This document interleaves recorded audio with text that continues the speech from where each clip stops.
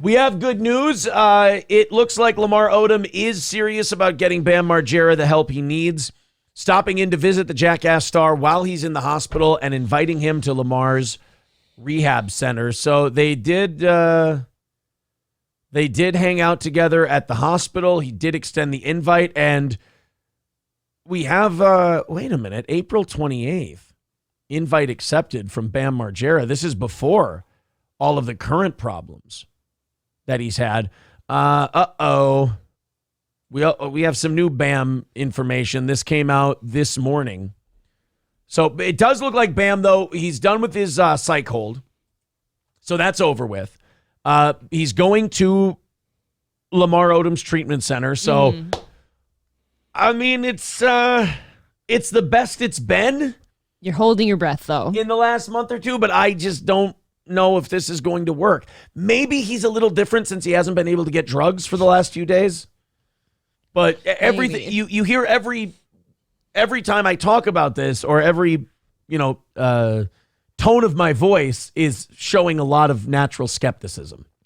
I think that's okay. Like we covered a couple days ago, like this is very much like a show me moment. Like you're gonna have to show me before I believe it. Yeah. So I don't know if it's going to work. I mean, he has to want it. But at the same time, like I said, if he really is off the drugs and this psych hold kind of sobered him up a little, and they told him, like, look, you're never going to see your kid again unless you get clean. That's kind of the last bullet they've got for Bam. I mean, you're never going to see your kid again unless you get clean. If that doesn't clean him up, then, yeah, I think it's time to officially throw in the towel, although we've said this 900 times in the past. Well, that's because somehow he gets to see the kid once every now and then, and he's like, we'll see him sometime, and then he never has to change. Yeah. Bam Margera getting treatment at Lamar Odom's Wellness Center can't come fast enough for his estranged wife, who says she got some very aggressive texts after he was released from a psych hold. Nikki Margera's attorney, David Glass, tells TMZ Bam has started texting since his release. Oh, no. God damn it. Since his release from the 5150 hold. But the content quickly turned abusive, calling Nikki awful names, saying she is the cause of all his problems, even saying she's a gold digger. Fuck. Well, Ryan Dunn is breathing a sigh of relief because at some point he had to stop being the cause of all his problems and had to pass to somebody else. Johnny Knoxville is like, oh, I'm off the hook. Steve-O's off the hook. Jeff Tremaine, Spike Jones, all of the his brother, his dad, his mom. Remember, all of these people have been the reason for his problems. So now it's just Nikki. Again, if you meet an asshole, you met an asshole. If everyone you meet is an asshole, you're an asshole. Yeah. So if you meet the reason for your problems, you met the reason for your problems. If everyone you meet is the reason for your problem, you're the reason for your problem. So apparently he was sending texts after the psych hold, which sucks because that's supposed to be, I don't know how long it takes all those drugs to get out of your system. I don't know. And for you to be sober, but you would hope 72 hours would be enough. David says that Nikki's still hopeful Bam's upcoming treatment will help him learn to take responsibility for himself, adding she also hopes he'll learn how to communicate without being abusive. Bam, yeah, what if he like gets clean off the drugs and we find out he's just a fucking asshole too? That's kind of what I was thinking because it said after his hold he was a complete asshole. Yeah. You should be sober coming out of a hold.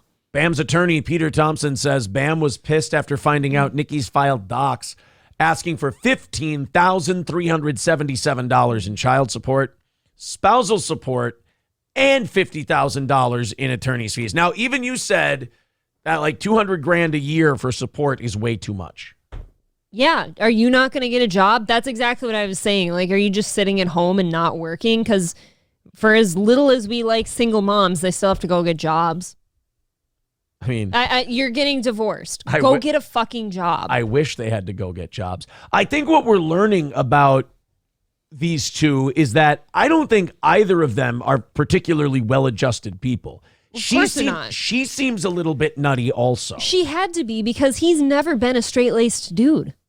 And she got with him. She married him. Straight-laced with drugs, bro.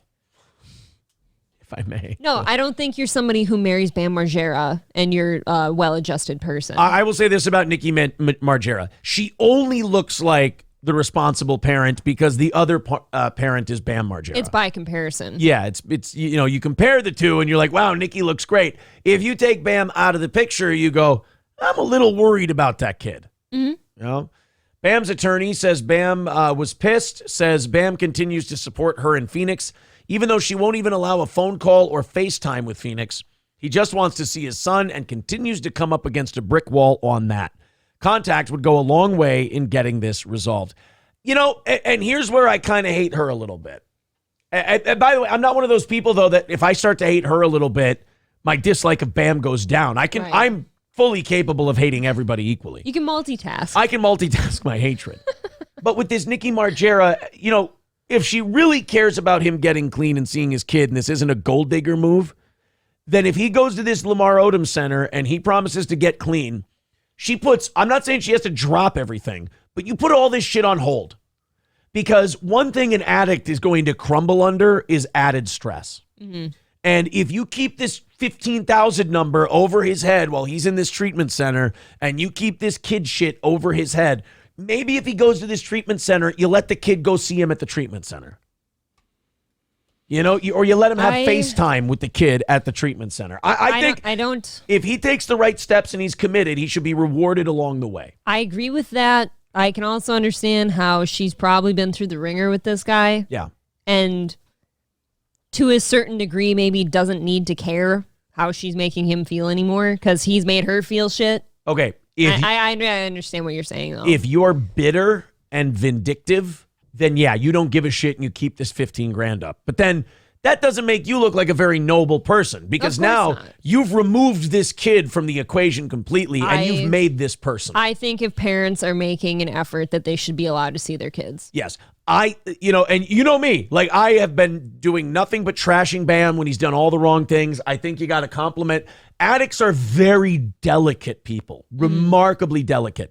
If they're doing the wrong thing, discard them, criticize them, browbeat them, whatever. If they start doing the right thing, though, as much as you go, God, he's going to make me look like a fucking idiot for believing in him. He's going to burn me. I'm going to look like shit. Because they're so delicate, you have to be complimentary when they do the right things. Yeah.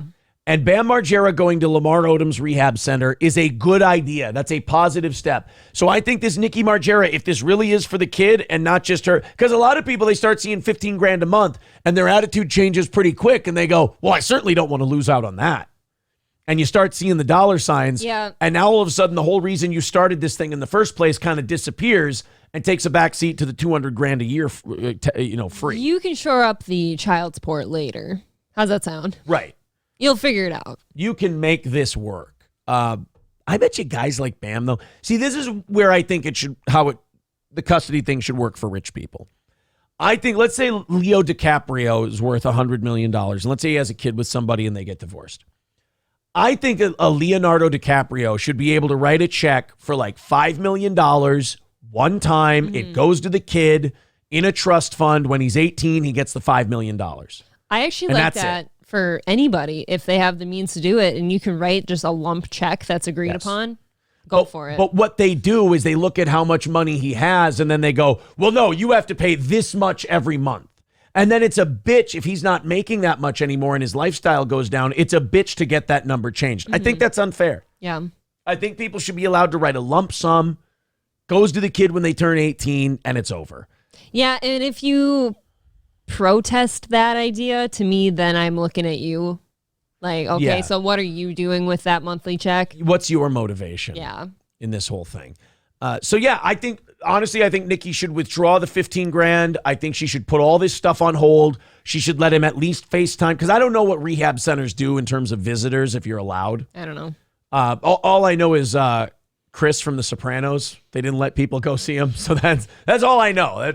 But I think with the Bam thing, let him FaceTime with his kid as long as he's clean, as long as he's getting help. Show him what this road gives him. Mm-hmm. Instead of browbeating him and bashing him like, you fucking junkie, you got to get better, you got to do this. As he's trying to get better, show him what the spoils of that behavior are. Sure. Show him, hey, look, these are the good things if you keep this up. And I'm sure that's a hard thing to do if you're in her position. Because it's become personal now. You've let it become Yes. personal. Yes, and you can't give her too much shit for that because he's made her life hell. TMZ broke the story that Bam's been detoxing as of Wednesday's release and went with Lamar to one of his treatment centers. The former NBA star even checked in on Bam earlier in the week while he was under the psych hold. The Jackass star posted a pic Thursday of himself with Lamar saying he's starting his rehab journey. Well, where's that? I love how TMZ puts up him crazy ranting on drugs from a week or two ago. Yeah. They put those videos up on this story, but they don't put the other picture up there. You know? Well, they don't want to put the good stuff up there. They just want the drama. Here we go. I had to click the link and found it. So there's Lamar Odom. There's Bam hooked up to all kinds of shit. Here's the other thing that our medical industry, I guess you could call it, doesn't really help addicts all that much, is they pump you full of drugs when you're detoxing, and that's not necessarily great either. Well, it's a means to an end, though. I get it, and they say you're not supposed to do it cold turkey because bad shit could happen, but how about instead of pumping them in full of drugs right away, how about you supervise their withdrawal, you supervise their come down, and then if they need some drugs, you give them some drugs. It seems to me that they put them on a cocktail right away to prevent anything from happening. How about you wait to see if this guy's sweating and keeling over and puking and retching and dying? Yeah, but you don't want to get them to that point either. Like, there is such a thing as symptom management, and once their symptoms are bad enough, it's hard to go back. Because now you got to try to, like, manage what they're doing now. You got to manage their puking and their writhing and all that. How about what a guy Lamar Odom is?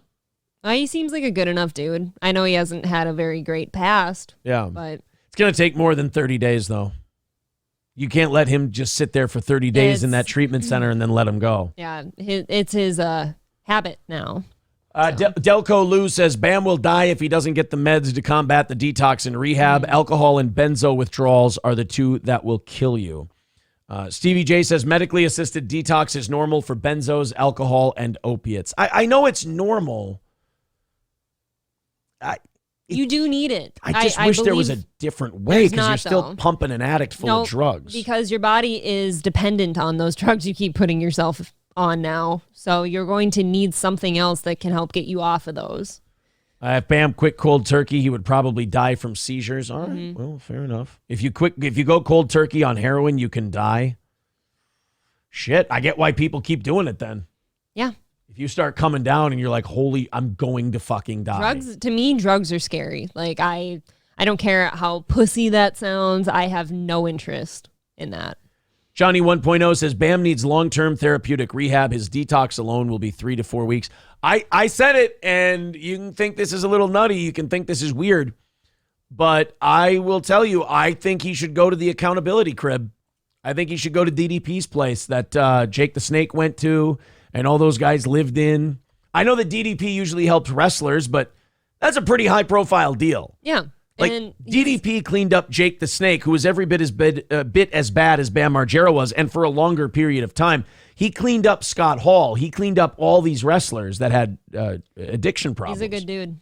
Send him to DDP. If Lamar Odom doesn't work, send him to DDP. Get him doing DDP yoga. Put him in the house. But that's gay, bro. I don't know, man. DDP. Some people are like that. Like, I can't go do yoga. DDP gets results, man. I was that guy. I didn't like the idea of doing yoga. I heard that you do yoga, and I'm like, ooh, you're a guy doing yoga? I thought yoga was gay, too. DDP yoga, though, it's legit. That's pretty badass. Jake the Snake also had so much more to be fucked up about. Yeah, did you watch that Jake the Snake documentary with me? No. The Resurrection of Jake the Snake Roberts. It's really good. It's about his journey with DDP and all that. I watched a documentary alone on Mick Foley once. Okay. Yeah. Yeah. T. Jefferson says DDP would help Bam. DDP would help Hitler. I mean, DDP is just a really nice guy who would help any piece of shit who wanted to try to get better. This. You watch his whole deal with Jake the Snake, and you're like, this man should be nominated for sainthood. The shit he puts up with. Yeah. Takes nothing personally. Like, just goes, hey, bro, that's the addiction talking. That's the drugs talking. That's the booze talking, Jake. You're okay. And he'll say, you're a motherfucker. You're a piece of shit. I fucking hate you. He's like, that's just the booze talk. He's like the most persistently positive person ever. And you're like, how do you get into your 60s and you're still like this? I think you've probably, People like that, I think, have usually either been or seen the opposite of that, and they know Yeah. they don't want that.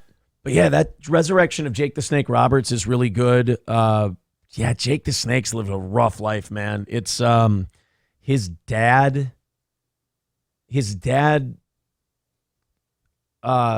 raped his stepdaughter, and that was Jake's mom, I think. It's fucked up. And then his sister was murdered when he was young, and just all kinds of fucked up shit. And his dad was a famous wrestler, Grizzly Smith, and Grizzly was a piece of shit. Now they had a weird relationship, and oh my God. Michael B says knocked up his sister. Was it his sister? I thought it was his stepsister. Ugh. I mean, it's fucked up either way. Or what I thought, yeah. And a lot of wrestlers seem like they have the most fucked up lives. Well, think Is about there, it. like, what is the trend there? Why is it like that wrestlers are that person? Because think about it's a carny life. It's a carnival life. No, even before you were a wrestler. No, I'm saying though. what leads you to that carnival life? You want to get the fuck away from where you are. You don't really have the emotional skill set to hold down a regular job. You want to perform so you can be another character that people will cheer and like. And you get wrestlers say all the time, you get addicted to the cheers and the applause. Okay. And when it goes away, there's a giant emptiness.